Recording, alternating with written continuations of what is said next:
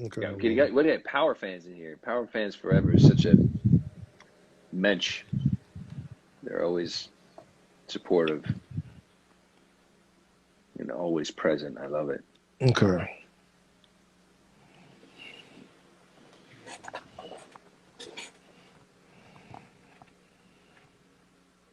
You seen anything? There we go. Ah, hey, What's finally, up, man? got on.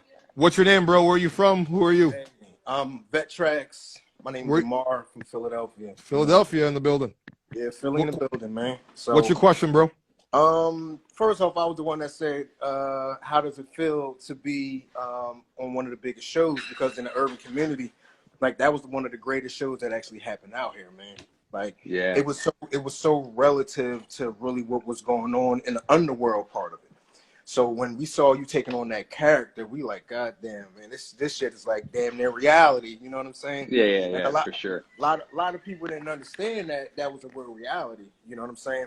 But my topic, not my topic, my question is, how did you land that role, man? And who actually was like, look, man, this guy is the guy for that particular role. How did you even get in the character for that particular role? Well, I'll lay this out as quickly as I can here. I'll just when I first went in for it, I went in for Tommy. Okay. I knew what really wasn't my casting, but I was, as an actor, I was like, just try to embody that vibe and that character as much as I could. My version of Tommy. Okay. And I did well enough that they brought me to Courtney and to some of the other producers because they liked what I was doing. And so we all kind of fell in love with each other there. And then they brought me back for Greg Knox. Right. Which I also wasn't totally right for. He's a little more all-American, sort of earnest. It's just not quite my vibe. And so then this is like 5 weeks have passed at this point. And then I get an audition for Cooper Saxe. And once I read the breakdown of Cooper Saxe, I was like, this is the guy. It was just pretty obvious that they were looking for a place to put me. And for me, it was like, it doesn't happen very often that you get the opportunity to read for 3 different roles for the same project. And so that alone, the fact that they kept trusting me and kept auditioning me for new parts was pretty remarkable. So, you know, that's how it came about. Once they said like he's a privileged, arrogant dick, you know, I was like, hey, this is me. This is who I am. Which, by the way, is not true. It's not true, but it's how I come across, and that's all that really matters is your casting and how you kind of come across, and that's kind of my vibe, even though it's not necessarily the truth. I mean, I grew up in a trailer park, man, but I don't come across that way, and that's all that matters, right? Right. Because what's crazy is I've been to LA twice. I'm not an actor, but as I was walking out Hollywood Boulevard, like I have my own business out here, number one. Number two, I do production for some musicians. I actually landed a couple things. And as I was walking out Hollywood Boulevard, and I had my chain on, and I had my logo on, what do you do? I said, damn, is it that easy in Hollywood if you look like a certain part? And this when it was resonating when you were saying, hey, man, you got to be that character. Well, I was just naturally being me. And I actually probably that one day on Hollywood Boulevard, my first time on Hollywood Boulevard, I had maybe 6 or 7 people approach me as if I was someone. So it kind of came back, and I'm listening to everything that you guys said. I was like, damn, man, this is deep, because when I was younger and we were out and about in the world, one of the older guys from the neighborhood, he always said to me, he said, look, if you could only afford a white tee, you have the cleanest white tee that you can have, because people judge you off of your appearance. And I was like, damn, this is crazy. And as we watch what you have going on, we're like, damn, this guy's appearance is an asshole, man. Like, we love the asshole. Like, everybody loves an asshole. They hate an asshole, but they love an asshole at the same time, man. So I just wanted to get on and say, look, man, thanks for being you. You were like a real pivotal part of that show. People don't appreciate it. People hated you, man, but people watched to see what you were going to do. But you know why they watched? Because you know what, Shane, if for the people, for the culture, we've adopted you as one of our own, bro. Right. Like you are one of our own. Like you are the blackest white guy there is in the building just because, you know, you brought what you don't normally see. I mean, and it's no disrespect to as I said, it's been an incredible cast, Right. but you bring some hood to Right. a position of power where you don't normally see an approach to a lawyer or a prosecutor play it in the way that you do, because you know you can play it like, you know, straight and narrow and follow the mantra, but then what happens? You become like just like any other pivotal lawyer on the show. And that's why when people say, well, how has he survived, is because every season you figured out a way to reinvent yourself. Like you've never played Cooper Saxe the same way every episode. Right. And I feel the same way too about him being Cooper Saxe, because for you to be someone that's on a completely different coast, you tapped into a New York, you tapped into an East Coast prosecutor side. And that's great acting, man. Like I said, I'm no actor. Thank you, man. I'm no actor, but you know, I watched it for 3 people. You know what I'm saying? It was Ghost, it was you, and it was Tommy. You know what I'm saying? Wow, man. Thank you. Angela played her part, but your part kept it upbeat. You know what I'm saying? Like the unpredictable prosecutor that was like dirty, crooked, but then trying to be clean at the same time. Like you're trying to be dirty, you have to play dirty to get a clean outcome. You know what I'm saying? Right. Yeah, that's true. That's true. That's what a lot of it was about, right? It's about the ends justify the means. Right, right. So, you know, like I just wanted to jump on and give you your flowers now. A lot of people don't do that. You know what I mean? Give your flowers. You know what? I really appreciate it. I appreciate it. Right. Thank you. All right, man. Have a good one, man. Next person who wants to jump in. Peace. Peace, man. Peace. Next person who wants to jump in here, send a request. I will accept you to ask a question.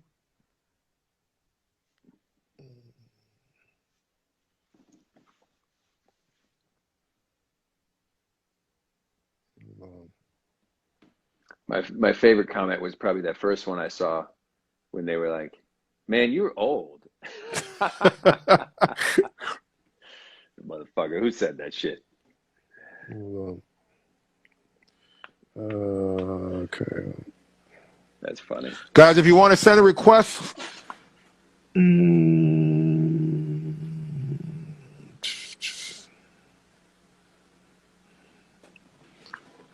guys, you got to send a request in to join. Little Victor 250 has been trying to join like a motherfucker and having trouble.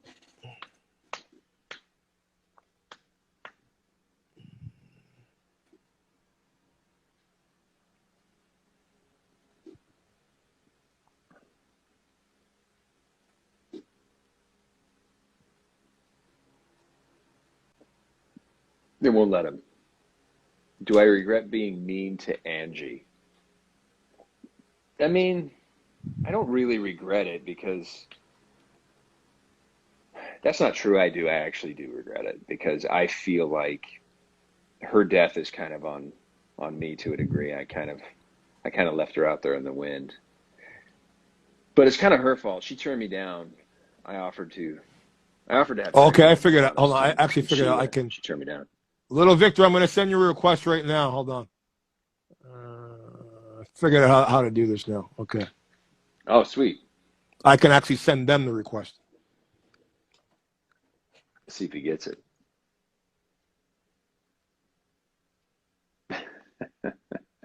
Little Victor, here's your chance, man. I'm sending you a request. You got to accept.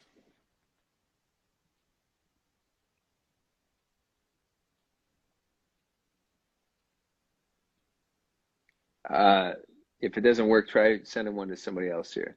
Okay. Mind if I join after? So, because we have a couple other people trying here. Yeah.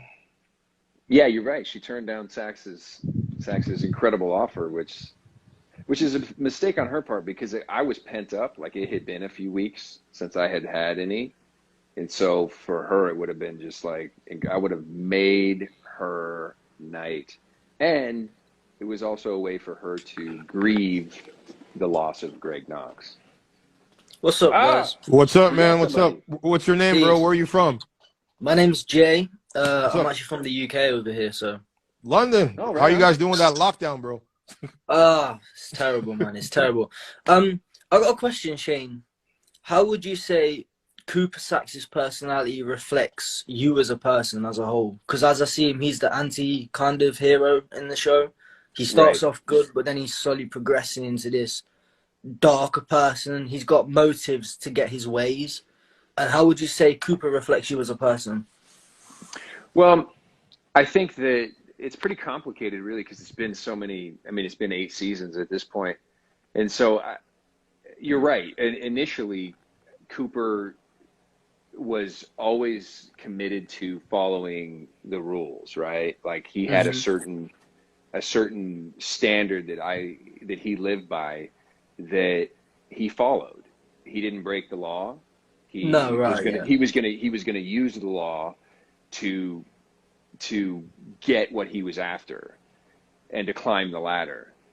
And then once he started seeing the ladder being climbed by people who were breaking the law and who weren't following the rules time and time again, and people getting away with shit that he knew that they were guilty for, it's just like after a while, it just started to feel like, I think Cooper started to feel like, this fucking world doesn't make any sense. No, I understand that. And the only way for me to get anywhere is to kind of like compromise my own set of ideals here. Like I can't, if nobody else is going to follow the rules, then I can't either. And I so, feel like Cooper kind of had to feel like he had to play some foul play to reach his goals, some totally bad things. But at the same time, the thing is that he always knew that, like, I never broke the law or bent the rules unless it was to service justice, right?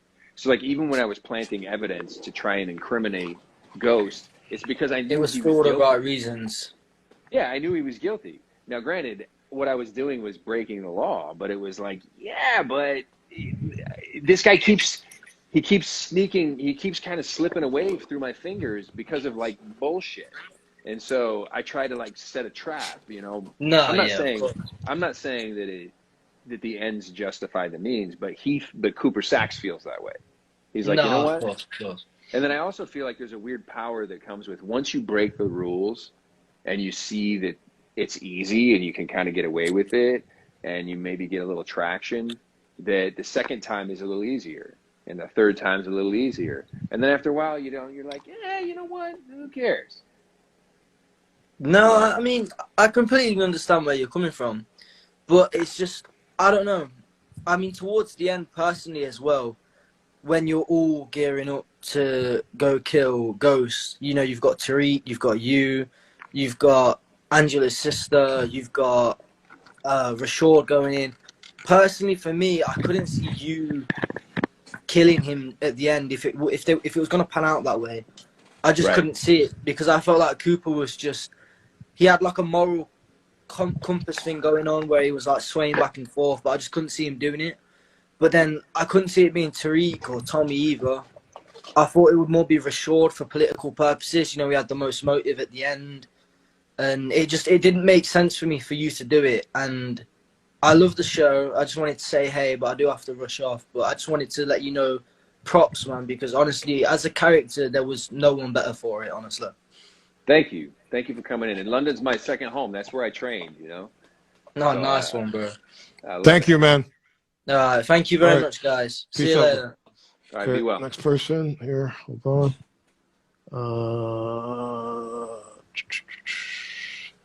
One more? There's about 3 more in the queue right now. Oh, okay. I mean, I don't know how much time you have. How much? You tell me. What's up, bro? I'm here. I'm fine. Okay. What's up, bro? What's your name? Where you from, man? My name's Jose. I'm from Toronto, Canada. Nice to meet you, Jose. What's your question for Shane? I got 2. Okay. Very quick. Where were you when you got the call that you made it into a cast of the show? And how did you celebrate? And my second question is, how was it? Because it's been lots of seasons. So how did you become, the more the season has gone, the friendships? How did the friendship build? And are you guys still close to each other? Talk on daily basis. So to answer your first question, I was filling up my gas tank when I, with my literally my last $50. I was filling up my gas tank when I got the phone call about Cooper Saxe. So that was pretty awesome, and I celebrated by freaking out and going and celebrating with my wife. And in terms of friendships and stuff like that, I'm really close to a lot of people. I mean, I just talked to Leela for an hour today, or was it today, this morning, or maybe yesterday? I don't care what I gotta do, bro. When you're off the show, I have to have you two together on a project, because she, to me, does not get her flowers enough in this business. She is such an incredible talent. Yeah, she's great. She's great people too. She's the real deal. And I mean, everybody, like Quincy Tyler Bernstein and I are great friends, and Monique and Joe Perino and Sung Kang and Andy Bean and David Fumero. I mean, the list is pretty much everybody I've worked with. I have such love for. We have been so blessed to have a great core group of people with great chemistry, and from Omari and 50 on down to through the whole ranks. And so it's been a blessing for sure. Yeah, that's good, man. All right, man. Okay, man. Thank you, bro. Thanks for answering my question. Talk to you soon. Talk to you soon. Hold on, let me see who's in the queue here.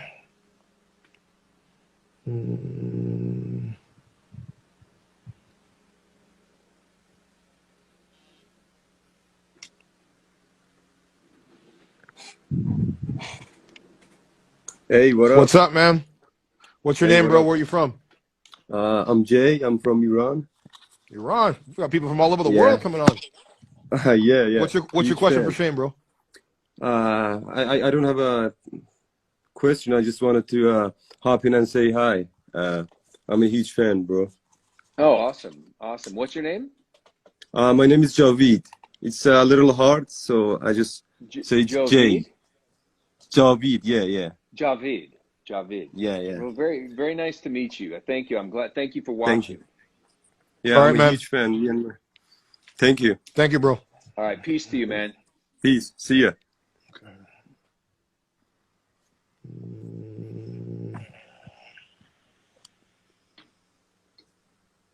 I like that wall behind him too. It's got some cool tile going on there. My Scarface here? Thank you. Well, but I was talking about No. Jay. He was talking. Yeah. Okay, man. You got it. It's pretty badass. Yeah. Thank you. All right, bro. Peace. See ya. Oh my gosh, you brought it. You got 4 people. Finally, Oh shit. finally, I got to live stream with you guys. What's up, man? What's your name? Where are you from? Thank you for inviting me. I'm from Chicago. My name is Victor. I have 2 questions. Okay. So for Zen, how does it feel to be in the biggest show of your career? And my second one is, when people see you in public and they notice you, how do you feel when people be like, can I take a picture with you, or talk about your career, how you started? Listen, if it feels wonderful to be on the show, and it's been the biggest blessing of my life to be part of the show and this whole power universe. And when it comes to people on the street, man, I just feel grateful. I'm happy to take pictures. I'm happy to talk to people, because the only reason I'm where I'm at is because people care and people are passionate about the show. So I feel like we owe it. I owe it to the fans, and I'm thankful. I'm thankful that they give a shit. To be honest, And I appreciate you taking the time to talk to me. I know I sent the thing, but I said it wouldn't let me, and I appreciate you for sending me the request. And No problem, I'm just happy that you guys had time to talk to me. I'm a biggest fan, and I hope to continue seeing in the next Power. You're going to. All right, man. Thank you. All right, man. All right, thank you. Have a good night. Good talking to you. You too. All Bye right. bye. Thank you.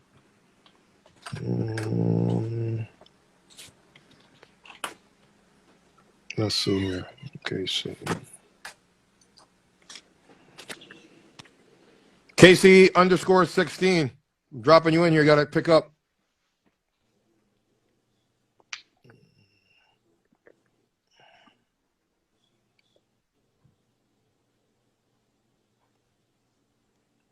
I'm here. Someone's like, I'm here. I'm waiting for you, Casey underscore 16. You got to connect, sweetheart. Okay, she's not picking up. So next person.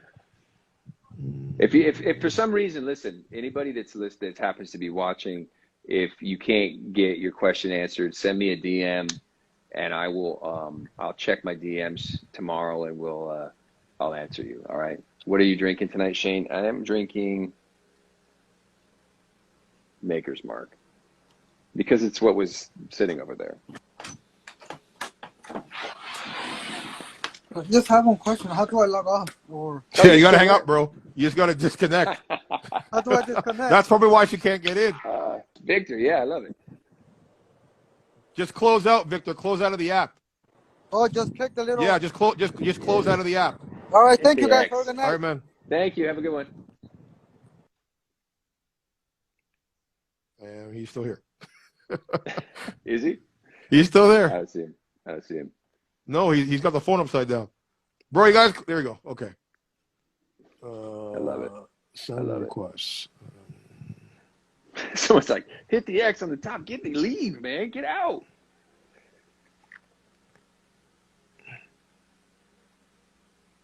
Casey. Okay. Waiting for Casey. Trisha, I'm sending you a request, Trisha.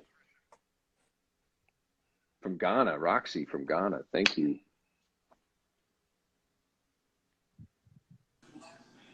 What up, what up, what up? Trisha, where are you from? New York. New York in the building. What's your question, Yes. sweetheart? Hi. Actually, my husband used to work with you. What? He was a Teamster. Yeah. With me? Yes. Who's He's your a husband? Teamster on the show. Who's your husband? Joey P. Joey P. Oh, I love Joey. All right.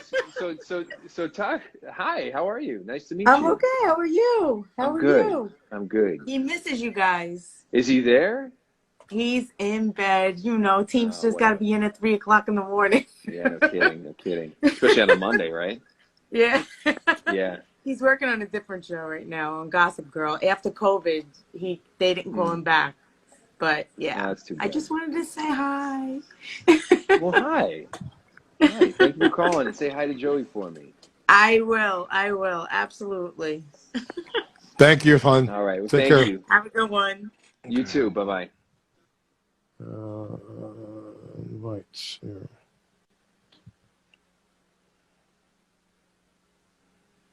Oh, man, I missed that guy. He's great.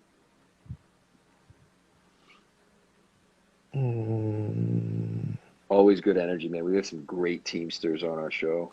We've had some great drivers. That's a good gig, too. I mean, it's Bro, you hard gotta hours, though. upgrade. Their hours suck. Robert, I can't let you in the room because your app is out of date, bro. You need to update that phone. It won't let me in. Okay.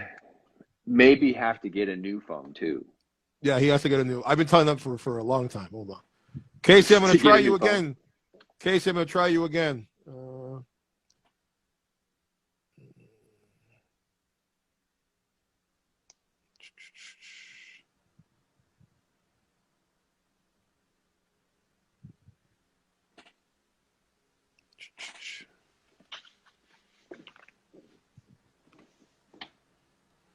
Okay.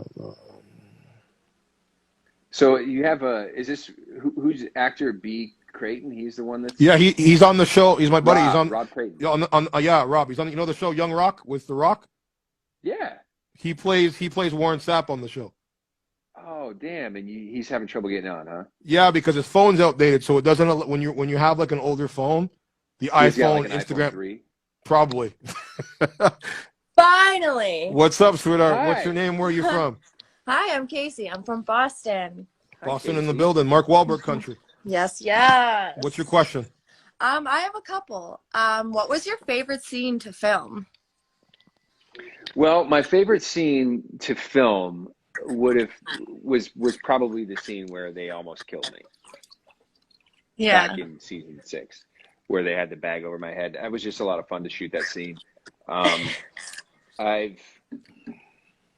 that from Power, that was probably my favorite scene to shoot. That was hilarious. I also really liked the aftermath of it, where I was kind of, I got the gun and I was sort of like, I think you were probably as an audience going like, oh my God, is he going to kill himself? Like, what the hell's happening? Because I was about to get, I was getting fired. I might go to jail. I mean, it's like all these things that were swimming through my head. It was the most complex, pressurized moment for my character that he had in the whole series, I think I felt bad for your character the most, but your character honestly put me in the most suspense for some reason. Oh, I that's love awesome. your character. That's awesome. Who helped you with your character development the most? Because your character did go through a few changes. Yeah, I would say that's a combination of Courtney crafting, the whole story arc ahead of time and talking to me about it, and the other writers, because stuff jumps out at you, like in Ghost when they introduced my family. Yeah. It was weird because even though it happened 7 years in, it totally, looking back at Power, it kind of informed my behavior throughout the whole series.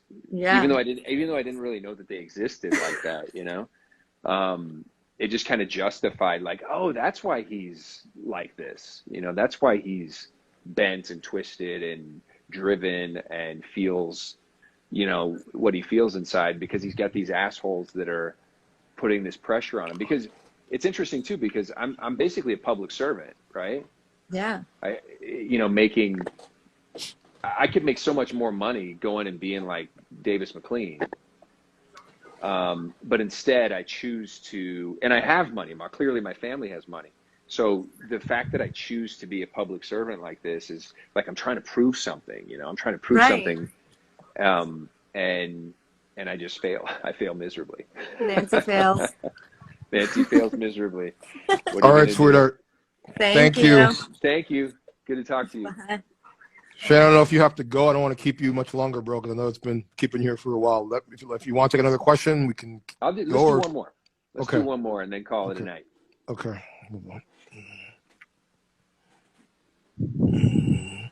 Rob, try sending me a request, bro, because I can't send you one through here because your phone's outdated.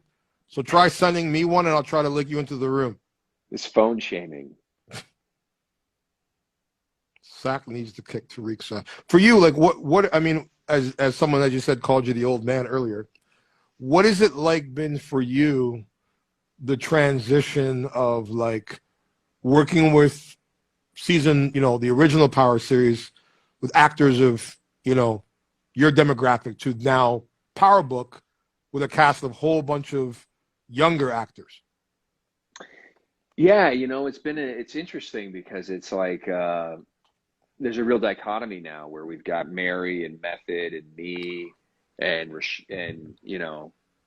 then you got all the kids kind of on the other side of it, and Naturi, and then you have the kids, and so it's really there's a generation gap that I think is really exciting because it shows I think it just shows it really highlights the different generations and how we think and how we operate and the risk factors that we're willing to, clearly the younger generation feels invulnerable, right? Like they can they're invincible. They can do whatever. Mm-hmm. And we have learned better. And so we operate differently, and that the conflict that comes out of those different worldviews is to me pretty exciting, and I think and I like it. I like that there's this real dichotomy, like it's really generational. Okay, let's take a question here. Okay, Rob's taking too long. Hold on.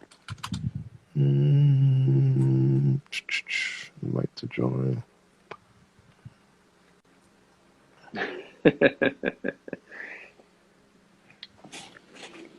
Okay, Rob, I'm actually thinking it's probably going to go through this time, bro.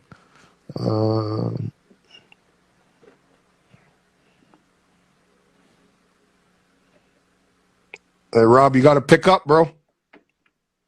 I miss Proctor too. He was So do I. He and I were kind of like opposite ends of the same, like a double-edged sword, you know. And he was kind of like my match on the other side of the law. And I basically am somewhat responsible for his wife's death, his ex-wife's death, whatever, and maybe even his death a little bit. What are you gonna do? What are you gonna do? Rob, you got to pick up, bro. I'm trying to send you a request, man. I just sent you one. You got to pick up. It's not gonna happen, Rob. Rob, come on, man. Okay. How about T Trice? I sent 5 requests. Yo, what's Daryl. poppin'? What's poppin'? How y'all There he is. doing? Robert I Creighton in had the to building, ladies and upgrade. gentlemen. For you guys that made it don't know who happen. this is Robert Creighton. He stars on the show Young Rock on NBC with The Rock playing Warren Sapp. You guys might recognize him Appreciate from that. also HBO Ballers and from the Wu-Tang Appreciate that. series from the Wu-Tang. Appreciate that, man. Thank you very much for the drop right there. DTEFLON is gonna be my new publicist. He goes in, you know what I mean? Ooh, As that's y'all nice. can hear, you know what I'm saying? As y'all can hear. My man Shane, one of my questions that I have for you is, do you happen to know if there's gonna be any type of the Power series going into the inception of Cooper Saxe? Because I think that would be something that's interesting. What makes you make the choices you make? You know what I mean? Because Ghost choices, a lot of them, he comes from poverty, he wanted to pull himself up by his bootstraps, stuff like that. But what makes people go so hard to get things done on the right side of the law, going against all odds, is something I think somebody would like to learn about. What builds that character, and then plus, you was a dirty brother on that show, man. We need to find out what caused this dinginess in your man Cooper Saxe's life, because he's a dangerous dude. You know what I mean? Playing evidence, doing all types of stuff. You know what I mean? Yeah, I'm with you. I think it's, I mean, obviously to me, all that stuff's very interesting as well. I don't know Yeah. that I mean, it would have to be like some brainchild of Courtney that she just, Gotcha. you know what I mean? Like she comes from writing for The Good Wife. And A word. so she has that legal mind, and she really likes the courtroom drama sort of vibe, and that's why she includes as much of that as she does. And so she's a genius, and she thinks in those terms. So, man, you never say never. I mean, the way I look at Cooper Saxe, the way I look at Cooper Saxe, his character, reason why to me it deserves a spinoff. He's similar to like Saul in Breaking Bad. Better Call Saul. The very did a lot of dirty shit, but like did it for the right reasons.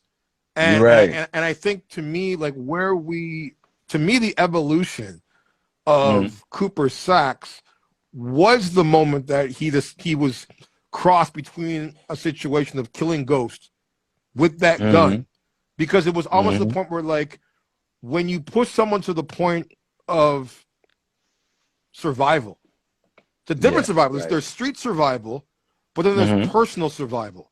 And Cooper being the person that tries people who have made mistakes in the worst 5 minutes of their life, I think in that situation, when he knew the cops were coming, he knew he was facing going to jail. He knew that he had to now think about all the decisions that he had made leading up to that moment. And here's this fucking guy about to get away again with doing the wrong thing. And he's been doing the right thing.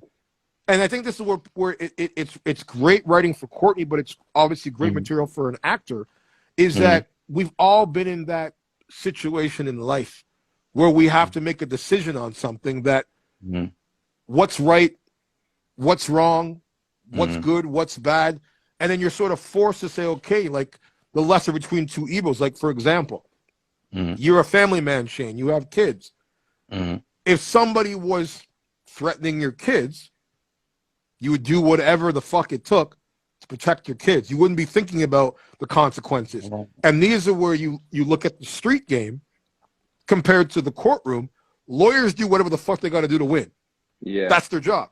They don't care whether they don't care whether you're guilty. They don't care whether you're not guilty. They are there to represent you, either to prosecute you or to get you off. And then you've got the street game where it's like, okay, it's survive or be killed. That's it. That's the only choice you have. And sometimes you got to make hard decisions in a split second. And I think for Cooper Saxe, he was now in this moment to say, okay, I don't like what they've done, but now I get it. Now I get it. Yeah, and I think too, once he's faced